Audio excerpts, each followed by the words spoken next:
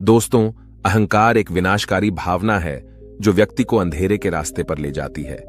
यह व्यक्ति को अपनी कमियों को देखने से रोकता है और उसे यह झूठा विश्वास दिलाता है कि वह दूसरों से श्रेष्ठ है। अहंकारी व्यक्ति हमेशा दूसरों से बेहतर होने का दावा करता है और वह कभी भी अपनी गलतियों को स्वीकार नहीं करता है। यह अहंकार किसी भी व्यक्ति को दूसरों की सलाह और आलोचना अनदेखा करवाता है। वह दूसरों की राय को सुनने के लिए तैयार नहीं रहता है और वह हमेशा अपने ही हिसाब से काम करना चाहता है, जिससे वह सीखने और सुधार करने के अवसरों से वंचित रह जाता है।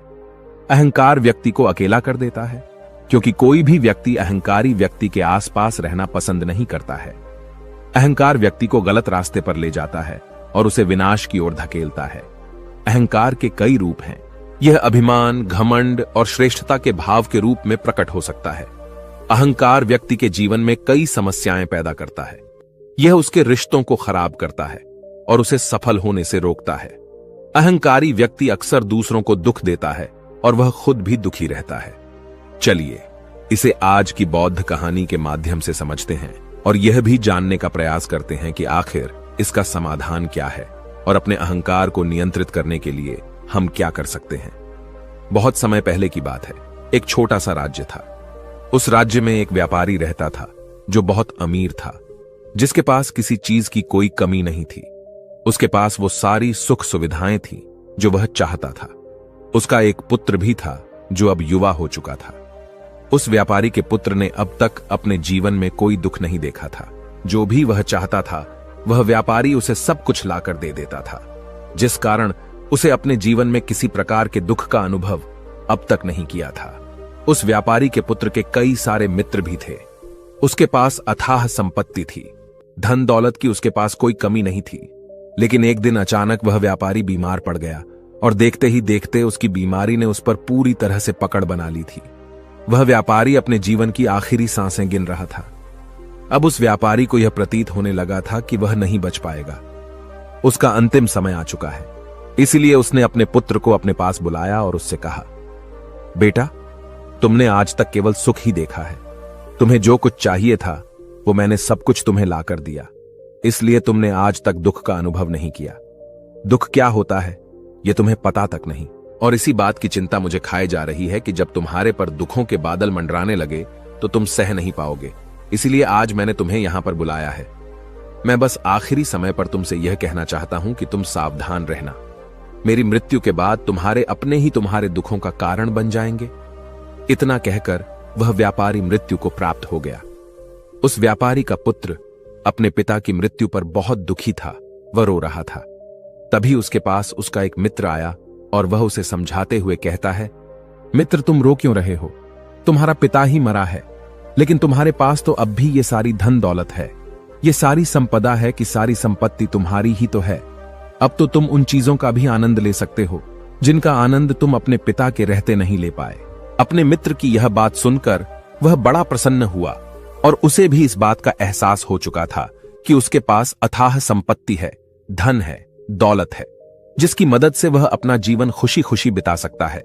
लेकिन इसी धन संपदा के कारण वह अब बुरी आदतों का शिकार भी हो चुका था। उसे हर प्रकार का नशा करने की आदत लग चुकी थी। जहां उसका मन करता वो वहां चला जाता। जब भी उसका मन करता वह किसी को भी अपने घर बुला लेता।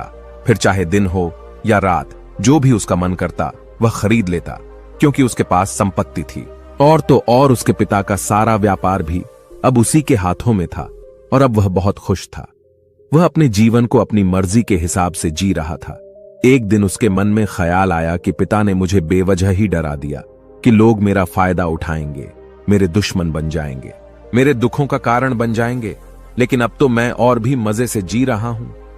मेरे सुख के दिन तो अब आए हैं। मैं आज तक जो नहीं कर पाया था वह सब करने में अब मैं सक्षम हूं। यह सब सोचकर उसकी खुशी का कोई ठिकाना नहीं था। वह बहुत खुश था।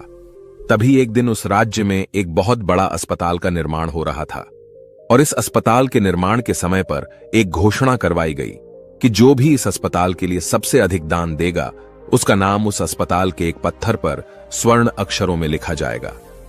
जब उसके मित्र ने यह बात सुनी तो वह दौड़ा दौड़ा उसके पास आया और उसे सारी बात बता दी। तब उस व्यापारी के पुत्र ने यह तय किया कि वह अस्पताल को सबसे बड़ा दान देगा, और उसने ऐसा ही किया। और साथ ही यह भी निश्चित हो गया कि उसका नाम उस अस्पताल के एक पत्थर पर स्वर्ण अक्षरों में लिखा जाएगा। लेकिन जब वह दान देकर वापस घर की ओर लौट रहा था तो रास्ते में उसे एक साधु मिले जो भोजन की मांग कर रहे थे। इस पर वह घमंडी व्यापारी का पुत्र कहता है, तुम जैसे लोग केवल 2 वक्त की रोटी के लिए हमेशा चिल्लाते रहते हो। पता नहीं तुम लोग कहां से आ जाते हो, और भगवान तुम लोगों को पैदा ही क्यों करता है। तुम लोग गंदगी हो, तुम्हें जीने का कोई हक नहीं, केवल अपना पेट भरने के लिए। 2 वक्त की रोटी के लिए तुम किसी के सामने भी झुक जाते हो। यदि झुकना ही है तो उस ईश्वर के सामने झुको। शायद वह तुम्हारी गलतियों को माफ कर दे और तुम्हें एक अच्छा जीवन प्रदान करे। हो सकता है वह तुम्हें भोजन भी दे दे। वह लड़का उन साधु को खरी खोटी सुनाकर वहां से चला गया। धीरे धीरे उस लड़के के पास उसके मित्रों, सहयोगियों और रिश्तेदारों की संख्या बढ़ने लगी। अब हर कोई उससे बिना पूछे कोई काम नहीं करता था। हर चीज में उसी से पूछा जाता था, जिस कारण उस लड़के को लगने लगा था कि अब मेरे बिना कोई काम नहीं हो सकता। जो भी हूं मैं ही हूं। जिस कारण उस लड़के का अहंकार अब 7वें आसमान पर था। सभी लोगों ने उसका मन जीत लिया था। सब लोग उसके विश्वास पात्र बन चुके थे।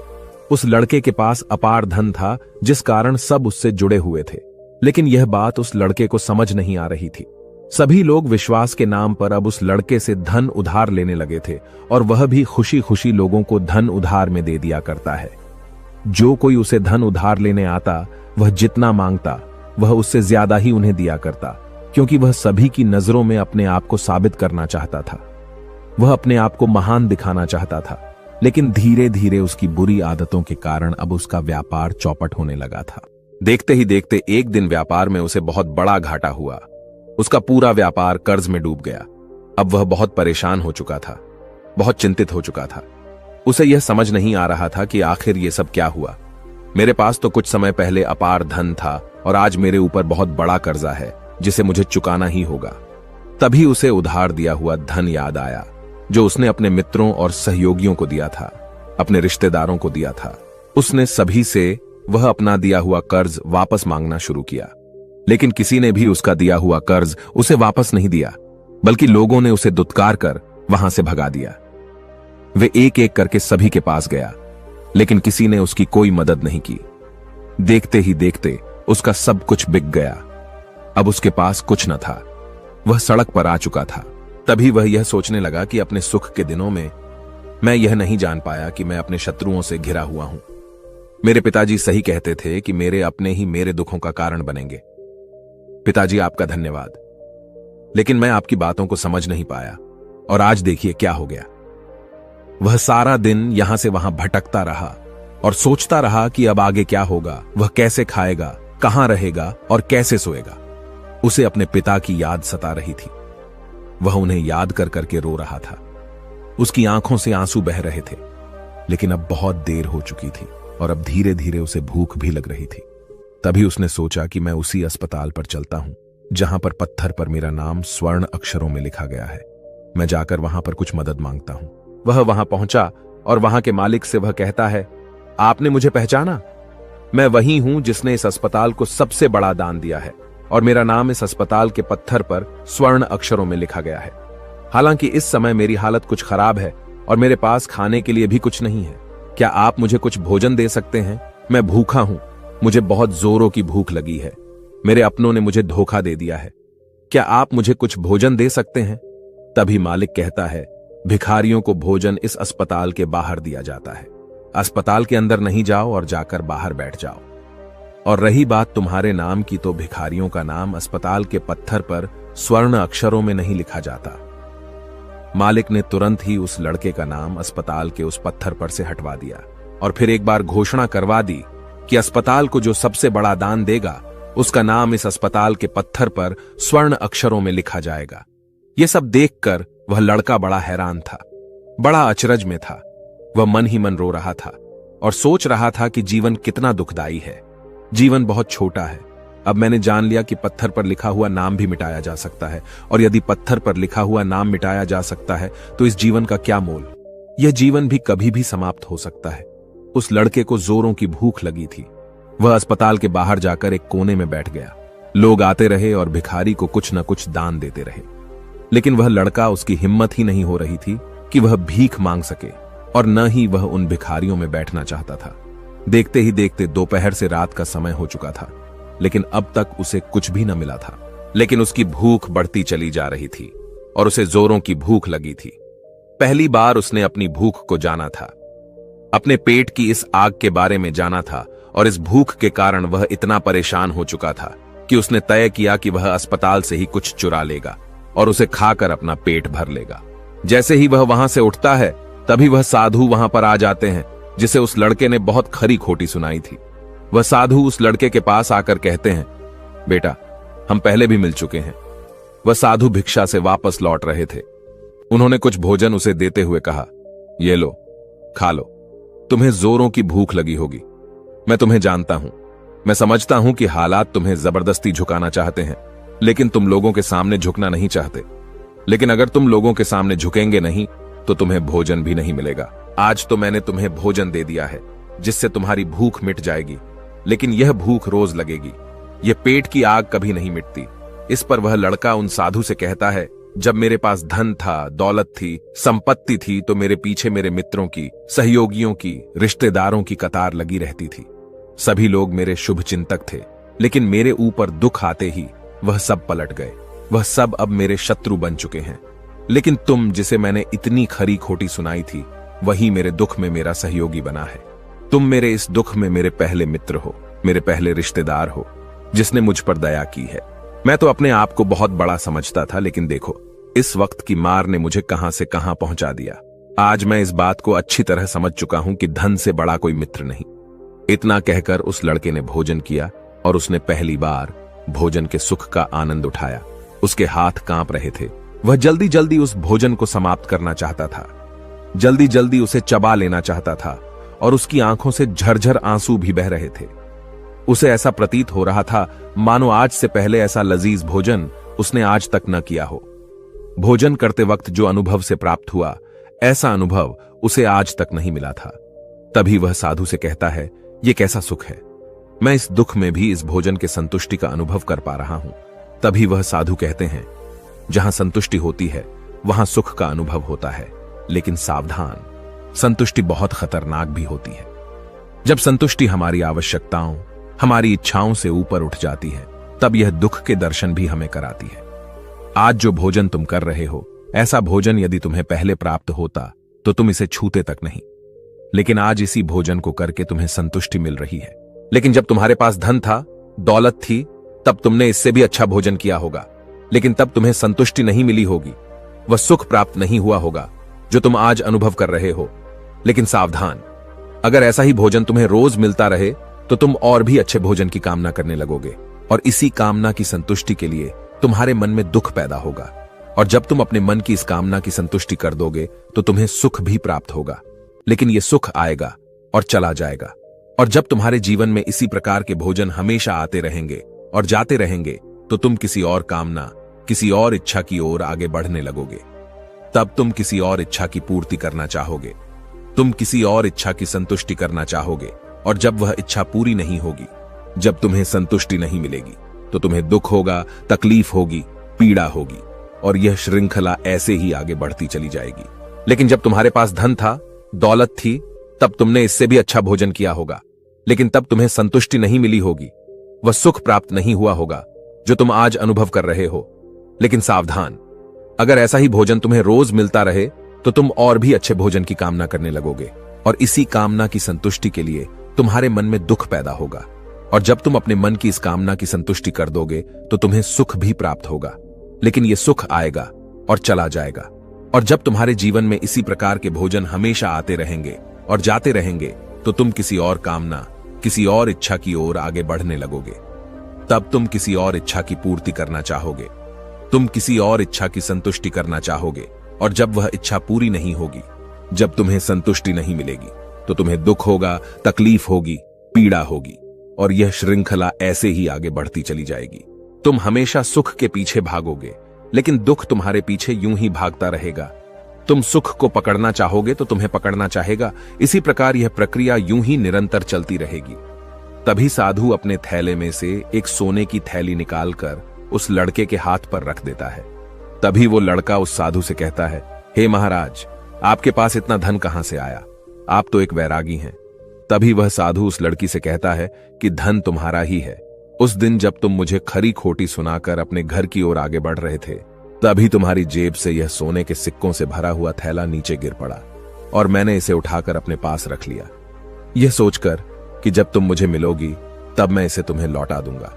लेकिन उस दिन के बाद से आज तुम मुझे मिले हो, इसलिए मैं तुम्हें इसे लौटा रहा हूं। ले लो, यह तुम्हारा ही है।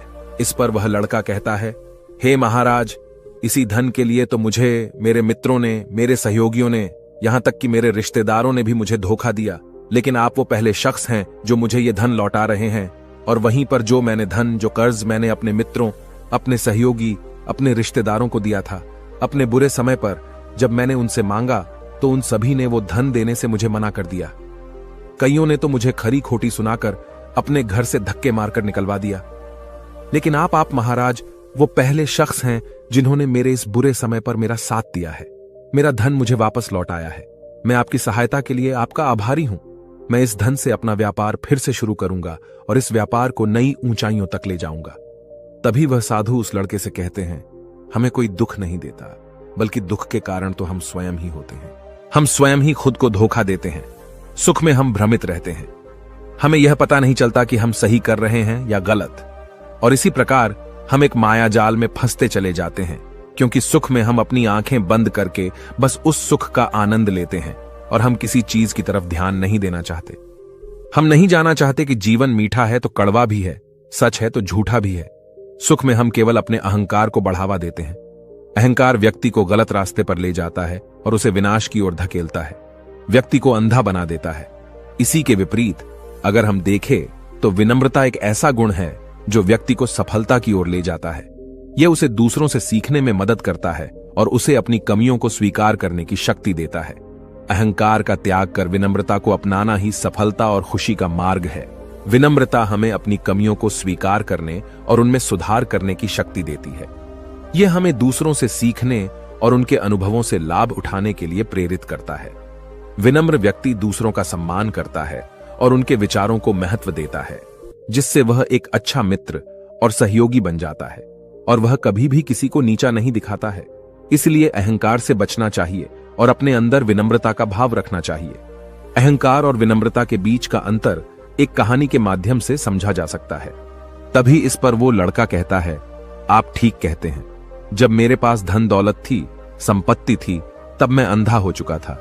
मैं किसी चीज पर ध्यान नहीं देता था। मैंने उसे अपने इन दोनों हाथों से लुटाया है और आज जब वह मेरे पास नहीं है तब मुझे उसके जाने का एहसास हो रहा है। और अब जबकि मैं इन दुखों से जूझ रहा हूं तब जाकर मेरी आंखें खुली हैं। विनम्रता हमें अपनी कमियों को स्वीकार करने और उनमें सुधार करने की शक्ति देती है। यह हमें दूसरों से सीखने और उनके अनुभवों से लाभ उठाने के लिए प्रेरित करता है। विनम्र व्यक्ति दूसरों का सम्मान करता है और उनके विचारों को महत्व देता है, जिससे वह एक अच्छा मित्र और सहयोगी बन जाता है और वह कभी भी किसी को नीचा नहीं दिखाता है। इसलिए अहंकार से बचना चाहिए और अपने अंदर विनम्रता का भाव रखना चाहिए। अहंकार और विनम्रता के बीच का अंतर तुम्हारी कहानी के माध्यम से समझा जा सकता है। तभी इस पर वो लड़का कहता है, आप ठीक कहते हैं। जब मेरे पास धन दौलत थी, संपत्ति थी, तब मैं अंधा हो चुका था। मैं किसी चीज पर ध्यान नहीं देता था। मैंने उसे अपने इन दोनों हाथों से लुटाया है और आज जब वह मेरे पास नहीं है तब मुझे उसके जाने का एहसास हो रहा है। और अब जबकि मैं इन दुखों से जूझ रहा हूं तब जाकर मेरी आंखें खुली हैं। तभी मैं यह भी जान पाया कि कौन मेरे साथ है और कौन मेरे खिलाफ। और यह जो ज्ञान दुख द्वारा मुझे प्राप्त हुआ है, यह ज्ञान मैं हमेशा अपने साथ रखूंगा, अपने सुख में भी। अब से अपनी आंखें खुली रखूंगा। इस कहानी से हमें यह सबक मिलता है कि अहंकार हमें विनाश की ओर ले जाता है, जबकि विनम्रता हमें सफलता और खुशी की ओर ले जाती है। इसलिए हमें हमेशा विनम्र रहना चाहिए और दूसरों से सीखने के लिए तैयार रहना चाहिए। विनम्रता ही सफलता का मार्ग है। दोस्तों, उम्मीद है कि आपने आज की इस वीडियो से जरूर कुछ न कुछ सीखा होगा। तो इस वीडियो को लाइक और अपने दोस्तों के साथ शेयर करना ना भूलें और हमें ऐसे ही सपोर्ट करने के लिए चैनल को सब्सक्राइब बटन को जरूर दबा दें।